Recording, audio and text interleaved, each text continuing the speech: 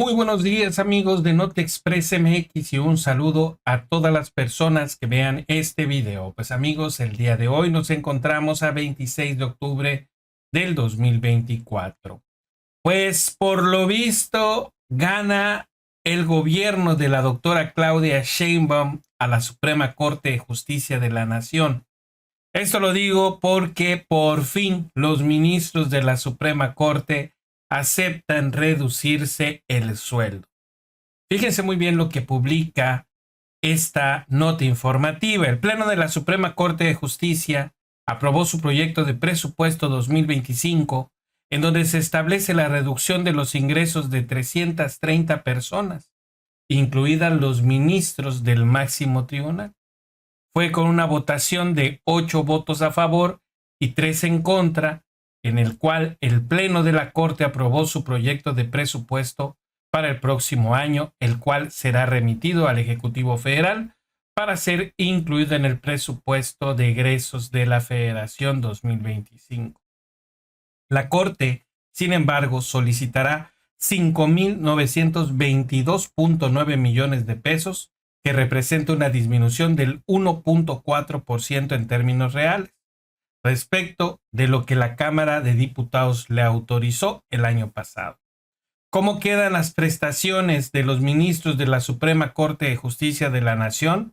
Bueno, pues actualmente ellos reciben una remuneración bruta de 5.529.451 pesos.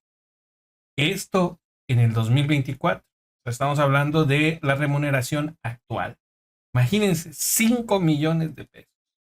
Y ahora se propone que para el próximo año 2025 sea de 2.867.200 pesos, que prácticamente sería la mitad de lo que ellos actualmente perciben. Pero pues en realidad yo creo que esta medida o esta resolución pues llega bastante tarde, porque al final de cuentas uno de los puntos que abarcaba la reforma al Poder Judicial era la reducción de su salario. Durante todo el sexenio del presidente López Obrador, evidentemente los ministros de la Suprema Corte no se quisieron reducir el sueldo. Ahora que ya están encamotados, como decimos nosotros aquí en México, pues resulta que siempre sí aprueban esta reducción de su salario. Y esto me recuerda que hace poco, incluso en el Pleno de la Suprema Corte, pues se llevó a cabo un encontronazo entre la ministra Norma Piña y la ministra Lenia Batres. En esa sesión, pues francamente Lenia Batres exhibió a los ministros de la Suprema Corte de Justicia de la Nación porque no aceptaban el hecho de recibir una remuneración menor a la que marca la Constitución. En pocas palabras, dentro de ese debate, pues se exhibió que la Corte o los ministros de la Suprema Corte acatan literalmente lo que dice la Constitución cuando a ellos les conviene y cuando no, no. No, sí se refiere la reforma específicamente cuando vuelve o incluye una obligación que tenemos desde hace 14 años para cumplir el artículo 127, fracción segunda, que pone límites a nuestras remuneraciones, y esta Corte ha omitido el cumplimiento de esta obligación. Ahí es donde se refiere a esta interpretación literal. Nos obliga a cumplir el texto literal de la Constitución. No es este caso. No es este caso en donde no estamos contradiciendo un artículo sustantivo de la Constitución, sino llenando un vacío procedimental que nos permite o nos permitiría funcionar. Golpe de Estado, efectivamente, y voy a repetirlo, es atribuirnos facultades sustantivas que corresponden a otros poderes. Yo creo que deberíamos haber cumplido este artículo 127, como también el 94, que en su párrafo cuarto nos obliga a funcionar en salas de manera pública, en sesiones públicas. A esos incumplimientos es a los que refirió la propia iniciativa y la reforma aprobada respecto de la literalidad de su contenido. Entonces, no es este caso, y por eso insistiría en que yo no tengo inconveniente en votar uno u otro no tengo mayor problema, pero lo que me parecería que sería el colmo es que esta Corte en un mismo problema resuelva literalmente en una parte y en otra quiera llenar un vacío jurídico o se asuma no sé qué mecanismo de interpretación que dicen los ministros que no estamos ni siquiera mencionando, pero yo desconozco un mecanismo de interpretación que llene vacíos jurídicos que tenga algún tipo de nombre. No es ese caso, me parece a mí, y creo que estamos obligados simplemente por operatividad de la propia Corte a decidir congruentemente. Muchas gracias. Gracias.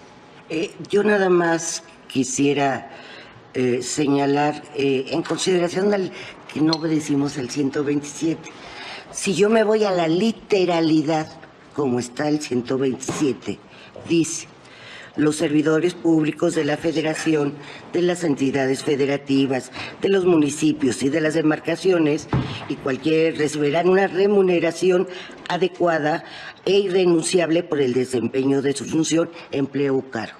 Aquí lo importante es el tercer párrafo. ¿Qué se considera como remuneración o retribución? Toda percepción en efectivo o en especie, incluyendo dietas, aguinaldos, gratificaciones, premios, recompensas, bonos, estímulos, comisiones, compensación y cualquier otra, con excepción de los apoyos y los gastos sujetos a comprobación. Si yo me voy a la literalidad de este precepto, pues no solamente son las remuneraciones que se reciben en efectivo, sino cualquier otra prestación que se recibe en especie. Es literal. Y el 94, antes de la reforma, sí establecía que los salarios o sueldos del Poder Judicial Federal, congruentes con los principios internacionales de garantías procesales, serían irrenunciables y no podrían ser disminuidos en el empleo de su cargo. Y también es literal. Pero bueno, ya no... No, sí, me permite. Sí, claro, entonces me permite terminar. Nada más. Esa es mi apreciación, respeto su apreciación. Siempre ha sido una cuestión de criterios que es muy válido en una corte plural. Tampoco es un tema que en este momento tengamos que discutir. Lo haremos cuando veamos ley de remuneraciones. Ahí lo veremos porque el tema está planteado. Entonces será el momento de la discusión. Sobre la norma de remuneraciones, ministra Norma Piña, en ese decreto que aprobó en 2009 el constituyente permanente, también conocido como Poder Reformador de la Constitución, se aprobó un artículo tercero transitorio que literalmente decía que podía corresponder la misma remuneración, conforme al artículo 94 que usted menciona, la misma remuneración que venían percibiendo los ministros y ministras que ingresaron a esta Corte antes de la entrada en vigor de la reforma, que fue el 1 de enero de 2010. En este momento hay un solo ministro, que es el ministro Aguilar, que entró antes de esa fecha.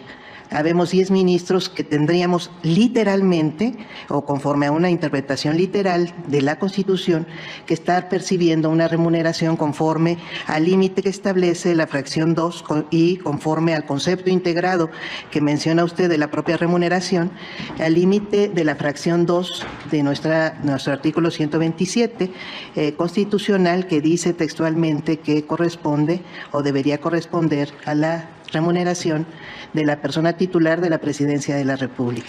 No es efectivamente esa discusión en este momento la que estamos haciendo, pero sí corresponde a la interpretación y a la reiteración del contenido literal de la Constitución que nosotros no deberíamos sobrepasar, y estamos sobrepasando en ese punto como en otros varios, y por eso es que queda la interpretación literal, que insisto, en este caso se trata de un vacío que estamos obligados a llenar. Gracias.